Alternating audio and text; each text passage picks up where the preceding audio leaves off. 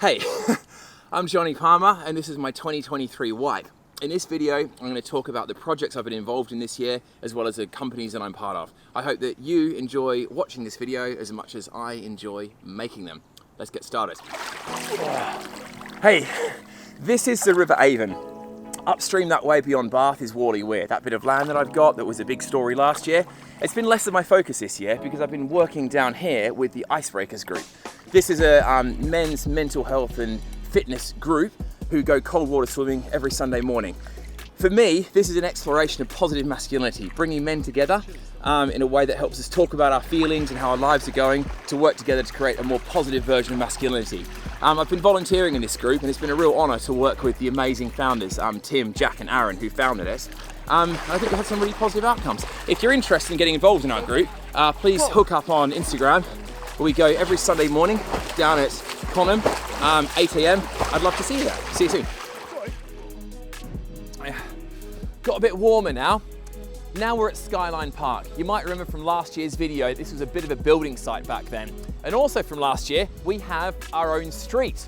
All the properties on Skyline Park are owned by Autonomous Investments Properties.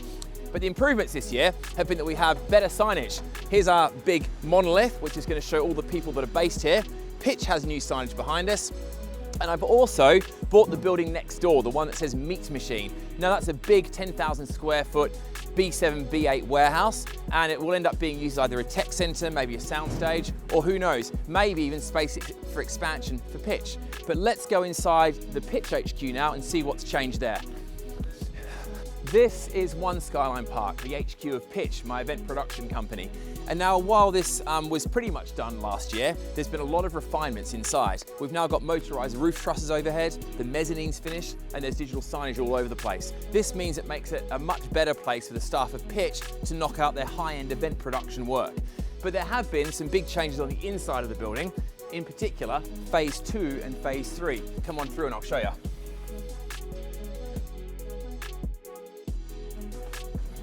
This is the main warehouse space of One Skyline Park. We call it Hangar 1. Now the reason for that is that sometimes we use it for events. You'll see we've hung curtain track around the whole space, these big lighting trusses and lights everywhere, so that then when we're not using the warehouse in the evenings or at weekends, people use this for events. Sometimes we donate the space, sometimes they rent it. That's been really exciting for me, having a whole bunch of sometimes strangers come around and host their events in the warehouse. But I want to show you Phase 2 and Phase 3 up here. First thing is, this staircase looks pretty big and epic for a warehouse, which it is, because I got that scrap. Very proud of this. We got it from an old PC World Dixon's or something, and we repurposed it to be our staircase for our mezz. Small details, I quite like it. Let's go up top. This is the mezzanine, which I'm delighted to say that we built ourselves. Thank you very much, Zach. Mostly from repurposed, also known as scrap material. Now this has enabled us to do Phase 2 and Phase 3 of One Skyline, which includes a meeting room, a creative suite, a camera workshop, and an electronics workshop. But I want to show you now the electronics workshop. A lot of my work in my career has been based around the actual love of electronics. I don't talk about it much, but I absolutely adore electronics and things. And this workshop's been amazing because it's been enabled the company to get a lot of the gear, which during COVID wasn't used, back in the tip-top position. Endless maintenance and repair work, and having all the components in here means that Alex and the team can get stuff fixed really quickly to a high standard. It's an absolute delight to work in this space. Now let's look down here at the other spaces. This is the camera storage room. We have about 15 channels of camera at PYTCH, and it needs a dedicated room with minimal dust and also as dark as possible so you can do camera light tests. Down here, the creative suite. So PYTCH, one of my companies, does motion graphics and photography and videography and graphic design and websites all around the event work. And this space in here is where that team develops all that content. Moving down further, we have an amazing boardroom at the Skyline Park facility. And all of this was built over the last 12 months. Where possible, we used upcycled material like this glass. And we've gone for a look in the building, which is like an exposed industrial aesthetic. We're not trying to hide the fact we're in a warehouse, but lean into it from an aesthetic point of view. I love this space, it's great. It's a really nice atmosphere here. And it's good that, for once, our workplace isn't an endless building site. Come on outside and I'll show you the balcony that we built for PYTCH Air.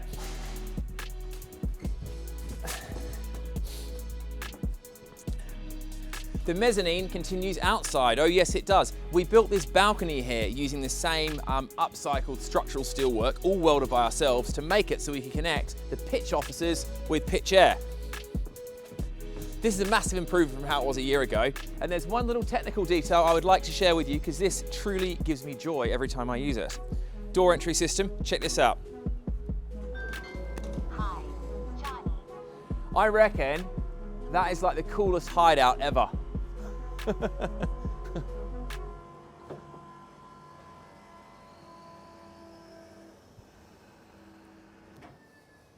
Simple things, I love it. Come aboard. You might be wondering about the aeroplane thing if you haven't seen one of my wipes before, but this is the Boeing 727 that I bought back in 2021, and we got planning permission for it. We put it on top of shipping containers, and we've subsequently refurbished it and made it like our sort of office, party space, meeting room, film shoot location. In the last year, not a great deal has actually changed on PYTCH Air, but how we used it has. We've had so many scout groups and school groups come around to check out the place, take photos, experience the interior of a private jet. And the reason we've done that is to try and inspire more young engineers, event producers and entrepreneurs to do slightly quirky stuff, which creates positive change. Again, it's been an honor to do that and have these young people around, and I really, really hope that in years to come, there'll be a trail of people from our region, the southwest of the UK, who do crazy things that maybe I can go and visit. But let's go through this way and I'll show you the rest of the plane in case you haven't seen it before. We have a kitchen, we have a dehumidifier, and we have a fully kitted out cockpit. The other thing we're doing this year is having a series of events where we can have people round to come and visit PYTCH Air, even if they're not part of a scout group or an associate through work. If you're interested in popping around, please check out the PYTCH website and you can register for these events, and we'd love to have you around as a guest.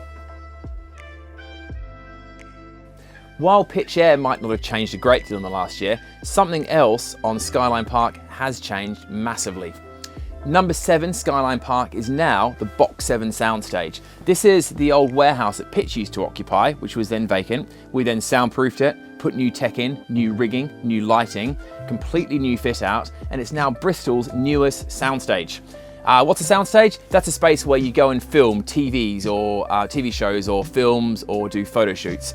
And it's a real privilege and an honor to be able to contribute to the artistic and cultural outputs of our city through BoxSeven. If you're having a film shoot or you're just interested in seeing the space, please get in contact. I'd love to show you around. And I'm really excited about the next year ahead, where hopefully an enormous amount of amazing content is going to get produced in that space. There was one quite quirky thing that happened with BoxSeven, and that is a week after we launched it, we were able to host a group of clubbers called Alfresco Disco. So this big, beautiful soundstage we built then got 1,500 clubbers transcend onto it for a night. So for one night of 2023, Skyline Park was Bristol's coolest nightclub. It was a fantastic night, brilliant sound system, and I really enjoyed the acoustics of the BoxSeven space. Really hoping to do more of that stuff next year. So if you are a promoter of interesting, creative, immersive or EDM-based club nights, please get in contact, because we are looking at doing up to 4 events a year in the BoxSeven space. Lunar Domes is one of my other portfolio companies, which I co-founded with my good friend Dan Kenny, and 2023 has been a really significant year for us. We've finally finished our first site down in Kent with our first 6 domes. And we're delighted to say that we're achieving 85% occupancy, which is really, really good in the accommodation sector. What's more exciting though is how many great reviews we're getting and how many people are having a fantastic nights away in nature with their loved ones. What I'm really excited about next with Lunar Domes is opening our next site. We're looking for a site in the West Country, so if anyone out there knows of some land that might be available or a site which is appropriate for us, please do get in contact. I'd love to hear from you. And if you haven't stayed at Lunar Domes, I highly recommend you book your stay at lunardomes.co.uk. You might have noticed that I quite enjoy making content, doing public speaking or talking on camera. I'm a bit like an amateur musician. I enjoy the process, but I'm not necessarily very good at it.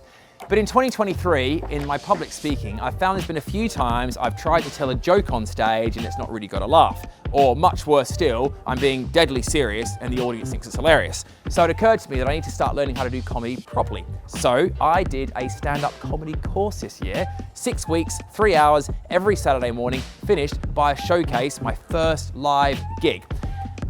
I'm not going to share the video with you, but I do hope if you come to an event where I'm speaking, I might be able to get a laugh out of you. Skyline Park's a couple of miles that way, but now we're down by Bristol Harbor in the centre of Bristol City. I live quite near here, and a couple of years ago, me and some fellow activists set up a group called Swim Bristol Harbor, where we jumped in the harbour and did a thing we called a splash mob. It was to make a point that this can be a place where the public can swim.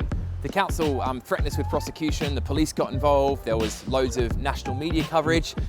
But the big achievement of 2023 was that the council have finally engaged and ran 2 long swim trial events in the harbour. And next year, swimming is going to become, we hope, a permanent fixture. I'm super proud of this. But why does it matter?